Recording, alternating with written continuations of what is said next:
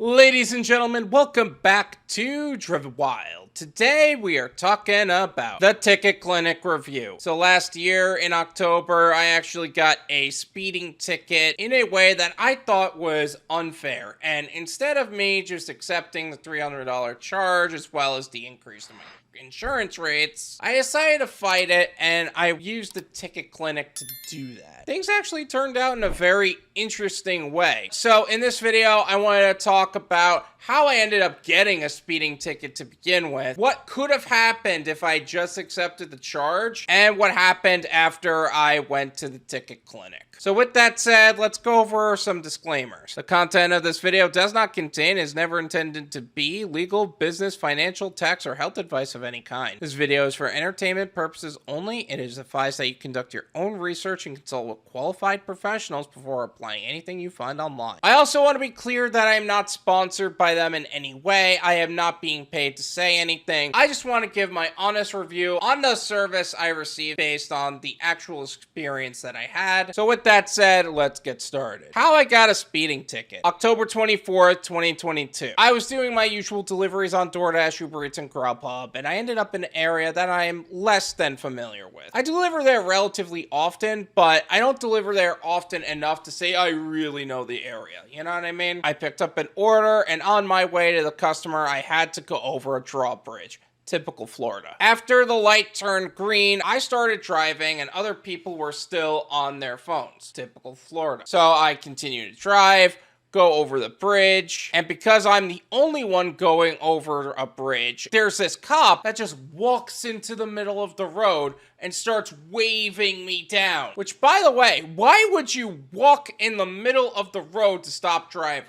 Yes, this is obviously a speed trap, but are you looking to unalive yourself? What if he was actually speeding? Anyway, I pull over and he said, "Hey, you were speeding down the road. License and registration, please." I didn't say anything because I knew this was BS and my smart mouth was gonna get me in trouble. So I handed my license and my registration and I just keep my mouth shut. I wait in the car with my customer's food, by the way. I'm still on a delivery. And I was going to text them what was happening and how I can actually get back to them, but the guy came back so quickly that I didn't even have time to do that. Heck, I didn't even see a speedometer on any of the officers there. They were too busy drinking coffee and laughing about something. It was like they had the ticket ready before I even came down the road. Honestly, I was so mad, I left before I let my big fat mouth loose. So after I dropped off the order to the customer, I looked at the ticket itself. They said I was going 60 miles an hour in a 35-mile-an-hour area. I know I am a relatively fast driver, but I'm not that fast. So I decided instead of me just taking it lying down, I was gonna talk to somebody to see if I could fight it. But let's say I did take it lying down. What if I didn't fight the speeding ticket? So it's important to know what the cost of not fighting a speeding ticket actually is and what it will do to you not only in the moment, but in the long term. And the first thing that's gonna happen is you're gonna pay a fine. Now, the fine is going to be based on how much you were speeding. For me, it was almost 300 bucks. Also, on top of paying a fine, you're going to accept points on your license. Now, you could also elect to take a partial pay of the fine and go to traffic school. But again, that would cost me time where I could be making money on Doordash, UberEats, and Grubhub, as well as the fine that I'm paying on top. So that would have cost me more. Also, the insurance premiums would increase by up to 40%, which lasts over 3 years. And in Florida, 40% of what the insurance rates are already here, that's a lot. The Ticket Clinic office. I heard of the Ticket Clinic here and there. I've seen signs, I've seen offices. They also operate in California and Georgia. Now, if you aren't in Florida, California, or Georgia, you can go to their website, select the state where your ticket was issued, fill out a form, or call 1-800-CITATION for a free consultation. They had a phone number and a link to send a picture of your ticket to have it reviewed, and honestly, the review process took a long time. It was a couple of hours before I even heard anything. If you know me as a person, I am impatient when I'm angry. So after an hour of waiting, I was fine with the fact that they were busy and they had other things to do, especially on their lunch hour, but I was angry about the situation and I just wanted to know if the ticket was worth fighting or not. So I decided to walk into a local office to see what my options are. There was one person in the lobby, and funny enough, it was an Uber driver who got a speeding ticket in the school zone. I waited for about 20 minutes because I caught the two people in there that were either on their lunch or with another customer. So I finally got a chance to sit with one of them. I explained to them the situation and I just asked them, look, I need you to level with me here. Is this worth fighting or do I need to take the L and move on? He looked at the ticket and said, well, since this is your first offense, I could probably get you no points, no conviction, and no fines, which was fine with me. I just thought there was a catch. He said he was going to have it filed and just handle it from there. Honestly, I was a little surprised by that because in my mind, if you're fighting a speeding ticket, don't you need to show up in court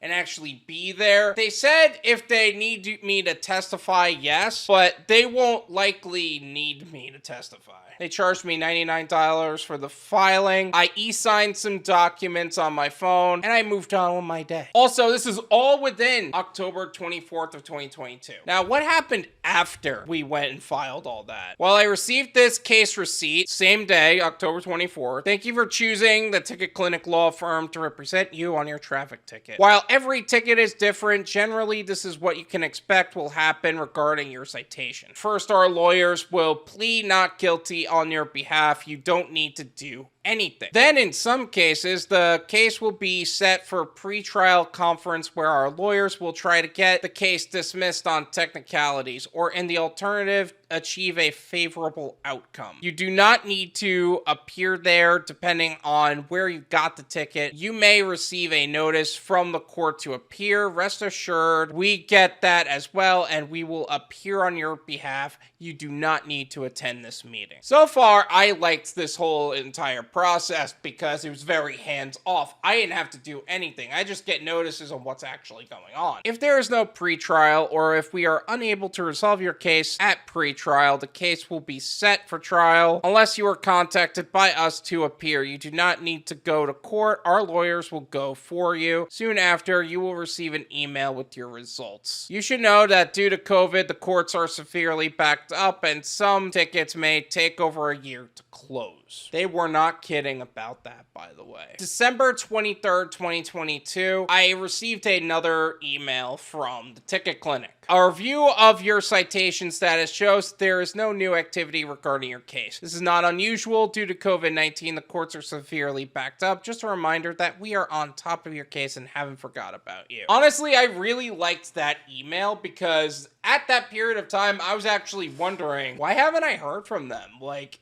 is there actually an issue with my ticket? Like, do I need to actually pay for it or something? And it turns out they actually do notify you every couple months in the event that there is no new activity. So that was really cool on their part. On January 5th, 2023, we have filed a plea of not guilty and are awaiting a court date for your pretrial hearing. Neither you or the officer goes to this hearing. If there are technical issues regarding your ticket, we will try to get it dismissed. If we can obtain a favorable result, we will do so. Otherwise, we will request a trial date. And the rest of the email is things we've already been told. On January 13th, 2023. Now things are starting to move a little faster. We have just received a notice of pre-trial hearing in your case. You may receive a similar notice from the court. A pre-trial hearing is our opportunity to raise technical issues regarding your case with the judge or otherwise obtain a favorable outcome. The officer does not appear at this hearing and neither do you. If we're unable to obtain a dismissal or other favorable outcome, we will set the case for trial. When we receive that trial date, we will notify you. Unless you are contacted by us to appear, you do not need to go to court. Our lawyers will go for you. Now, at this point, this is the first time they said it's possible for me to actually go to court. But honestly, I didn't imagine needing to do so at this point. On February 10th, 2023, they sent me an email that had this document attached to it. Dismissed. That is one of the best stamps I've actually seen on any document. Is just dismissed. Bam.